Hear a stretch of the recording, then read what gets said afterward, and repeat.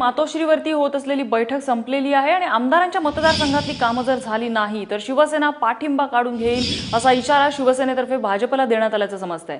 ऋत्विक बालेकर आमचे प्रतिनिधी आपल्यासोबत आहेत। ऋत्विक, शिवसेनेच्या सोबत डिनर केल्याच्या बातम्या अगदी काही दिवसांपर्यंत आपण देत होतो आणि आता अचानक शिवसेना भाजपला इशारा द्यायला लागले, काय बदललं एवढ्या दिवसांमध्ये?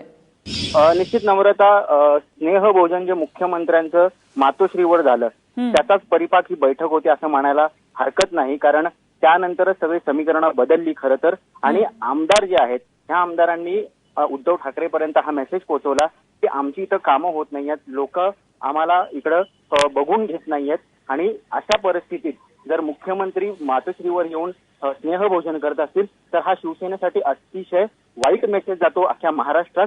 अशा पद्धतीचा रोष या ठिकाणी व्यक्त करण्यात आला। त्याचबरोबर प्रतोद जे आहेत, विभागीय प्रतोद यांच्याकडे तक्रार करण्यात आली की कशा पद्धतीने मंत्र्यांकडनं कुठलीही मदत होत नाही, स्वतः शिवसेनेचे मंत्री कुठल्याही पद्धतीने मदत करत नाहीत। यामध्ये प्रामुख्याने सुभाष देसाई असतील, दिवाकर रावते असतील किंवा दीपक सावंत असतील, या तिघांच्या बाबतीत जास्त रोष बघायला मिळाला।